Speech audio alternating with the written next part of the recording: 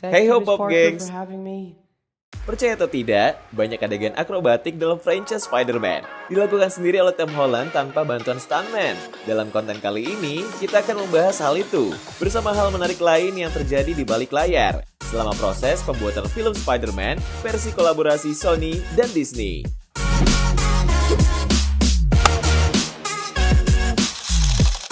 Ya benar, waralaba Spider-Man yang menampilkan Tom Holland sebagai Peter Parker-nya tidak digarap oleh satu rumah produksi saja. Ada kerjasama dua studio raksasa di belakangnya. Sony sebagai pemegang hak film serta merchandise meminjamkan Spider-Man ke MCU. Dan sebagai gantinya, mereka boleh menggunakan referensi Marvel yang dipegang oleh Walt Disney dalam setiap film solo Spider-Man versi Tom Holland. Kurang lebih begitulah ceritanya, sampai Spider-Man garapan John Watts ini bisa jadi yang tersukses melampaui versi pendahulunya.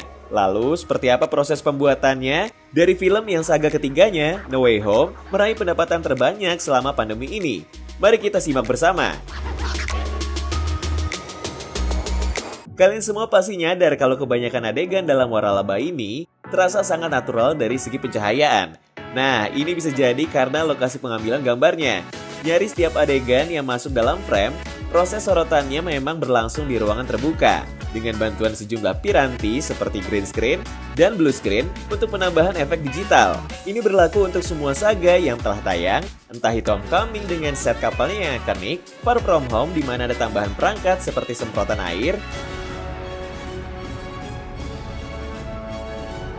So we had to do it a second time.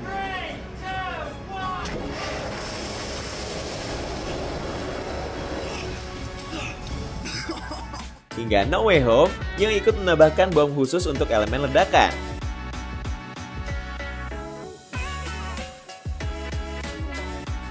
Bahkan jika syutingnya berlangsung dalam ruangan, ukuran setnya bisa dipastikan berukuran gigantis. Karena ada banyak adegan akrobatik yang tidak bisa disorot dalam ruangan sempit. Dan ada pertimbangan keamanan untuk pemainnya juga.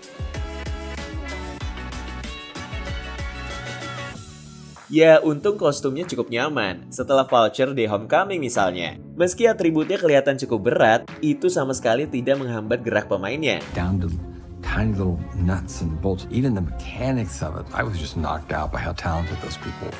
Hal yang sama berlaku untuk kostum Mysterio. Started this, Anna was told that we wouldn't really be making this for the actor, we'd be making it for a visual effects rep. Meski pemainnya kurang suka karena terlalu bercahaya, toh setelannya tetap bisa dipakai gelantungan. Apalagi kostum Spider-Man.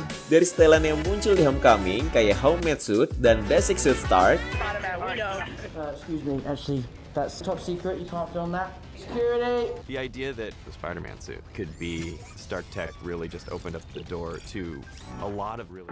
hingga yang muncul di Far From Home kayak Stealth Suit alias Night Monkey yang digunakan sebagai penyamaran Spider-Man selama di Eropa. The idea behind the suit is Peter Parker doesn't want to be seen as Spider-Man. Dan kostum terbaru dengan aksen merah hitam yang dibuat sendiri sama Peter Parker setelah kalah dari Mysterio. Ya, untuk semua kemanggahan itu, kita tentu harus berterima kasih pada pihak yang bertanggung jawab, dari desain hingga produksi seluruh setelan dalam saga Spider-Man. Mereka adalah Graham Churchyard, supervisor kostum, dan Michael Mooney, desainer kostum profesionalnya. Tapi seperti aku bilang sebelumnya, semua kostum keren ini dibuat senyaman mungkin untuk keperluan adegan akrobatik. Jadi kalau pemainnya tidak punya kemampuan, setelan sebagus apapun tak akan ada gunanya. Untungnya, Tom Holland bukan tipikal aktor tanpa keterampilan.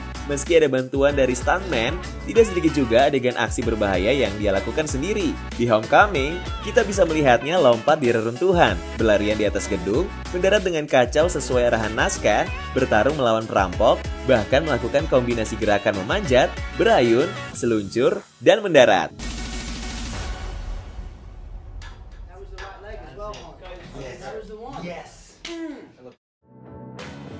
Dan tingkat kesulitan aksinya terus meningkat di tiap saga. Dalam Far From Home misalnya, ada adegan berayun yang dilakukan di luar ruangan. I got you.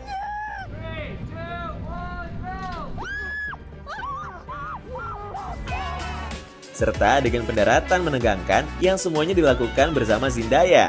Lalu ada adegan parkour yang butuh keterampilan juga. Across the whole length of the poles, and then I would run across it.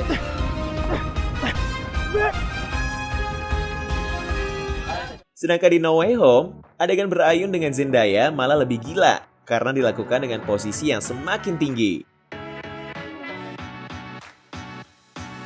Tentu adegan semacam ini tidak akan bisa terjadi tanpa latihan berulang kali.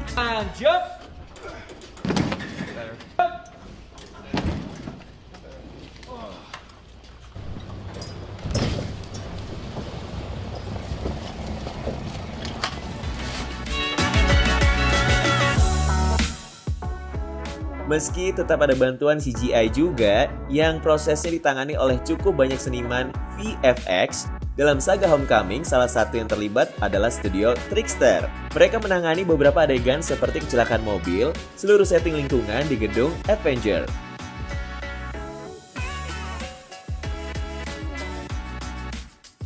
Lalu pertarungan di area parkiran sekolah,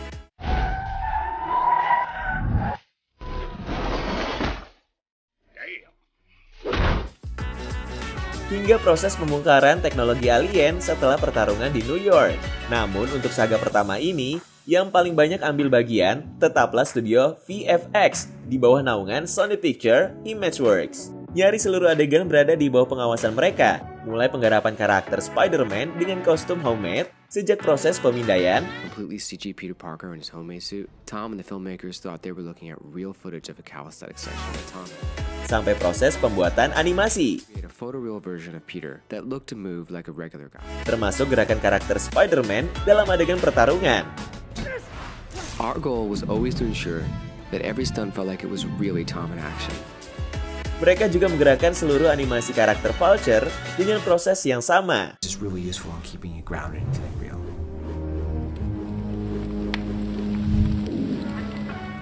Bahkan, untuk adegan pertarungan di atas pesawat, Imageworks mengerjakan detail dari hal terkecil, mulai desain pesawatnya, Size. What technologies are being developed right now, which might pull this off, both military and civilian?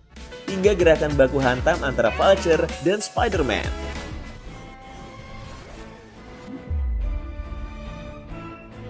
And we ultimately came upon this look, a bit more low-tech, which made the plane seem real, heavy, and a solid stage for the battle. Dengan posisinya sebagai anak kandung Sony, serta dengan kinerja yang sebagus itu, tidak heran kalau Imageworks kembali dipercaya untuk menangani CGI untuk Far From Home. Beberapa adegan terutama yang berlangsung di area London adalah hasil kreasi para kreator studio ini, mulai dari aspek lingkungannya,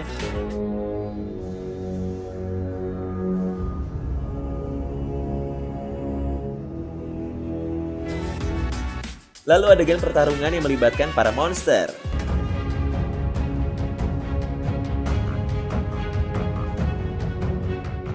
hingga pengerjaan detail reruntuhan pasca pertempuran. Namun mengingat plot yang kompleks untuk keseluruhan film, pada akhirnya Imageworks tetap dapat bantuan dari studio lain. Image Engine misalnya. Studio ini dipercaya untuk mengerjakan adegan pembuatan kostum baru Spider-Man.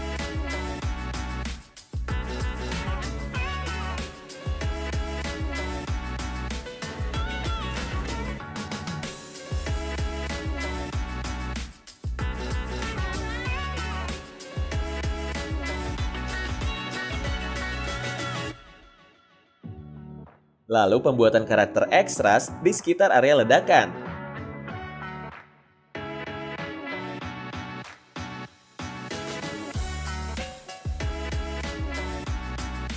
Kemudian aspek lingkungan dalam pesawat,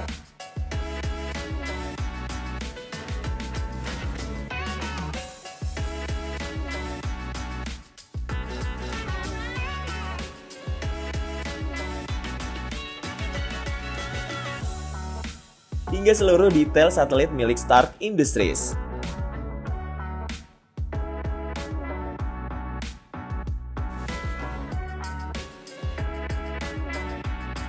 Sedangkan untuk adegan pertarungan melawan monster di area di Venesia dikerjakan oleh studio Scanline, mulai dari pengerjaan aspek lingkungan seluruh kota,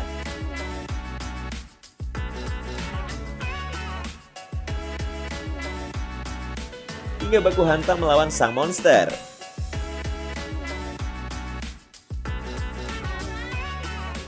Sementara adegan melawan monster lava dari pengerjaan seluruh lingkungan kota,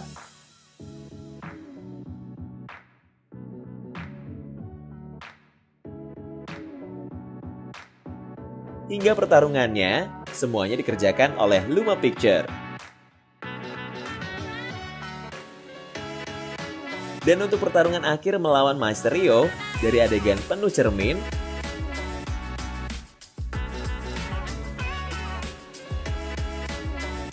lalu adegan zombie Iron Man, kemudian adegan Night Monkey yang terpojok,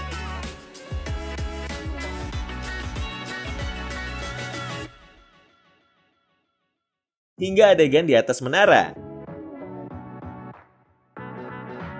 Semuanya dikerjakan oleh studio Framestore.